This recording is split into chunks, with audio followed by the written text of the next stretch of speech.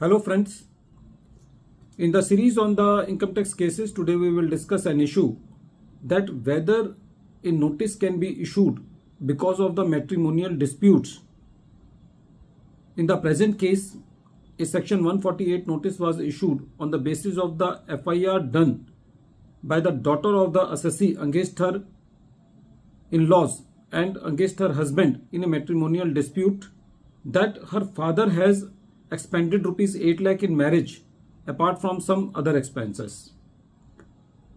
The issue before the court was that whether the assessment proceedings which have been done on the basis of FIR which has been ultimately quashed due to the compromise between the parties is justified or not. This issue has been very well taken up by the Honorable Court in the case of Mohinder Singh and another versus income tax officer and another, and this issue is reported in 473 ITR at page number 354, and the date of the judgment is 11th July 2024. In the present case, the facts are totally unique and a little bit interesting also. In the present case, there was matrimonial dispute between a couple.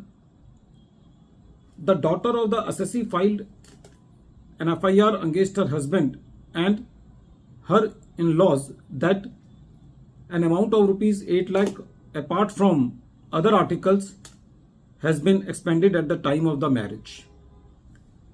On the basis of this FIR, the assessing officer of the assessee, and the assessee was the father of the daughter in the present case, issued the notice under section 148.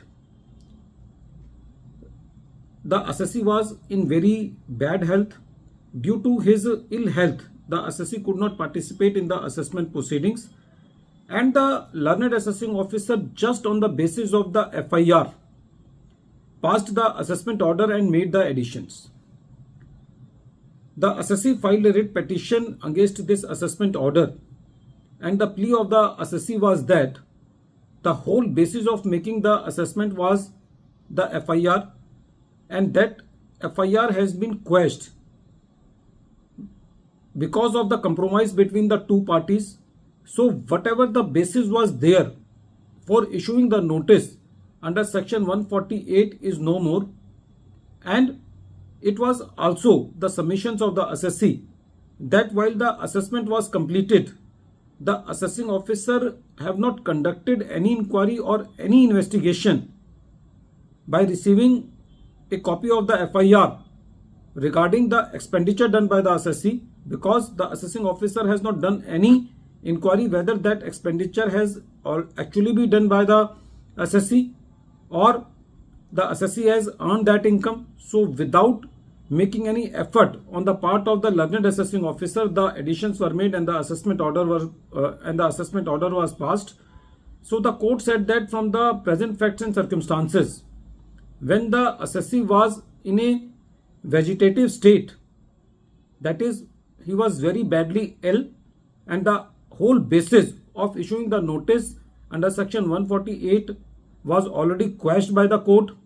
So the assessment proceedings under section 147, which has been completed merely on the basis of the assumptions and presumptions without making any independent inquiry, is not as per the mandate of section 148. So the Punjab and Haryana High Court quashed the assessment proceedings.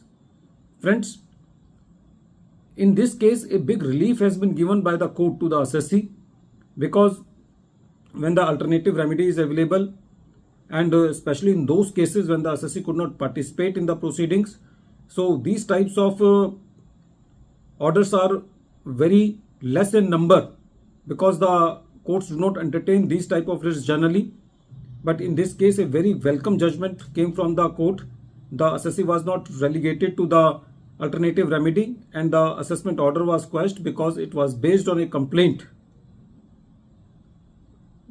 which was settled by both the parties in a compromise. So friends, this case also gives a message that we should not make any complaints which is without any basis, because our complaints can also go against us in the form of section 148 notices. At the end of this video, once again, I'm repeating The name of the case is Mohinder Singh and another versus income tax officer and another, and this case is reported in 473 ITR at page number 354, and the date of the judgment is 11th July 2024. Thank you, friends.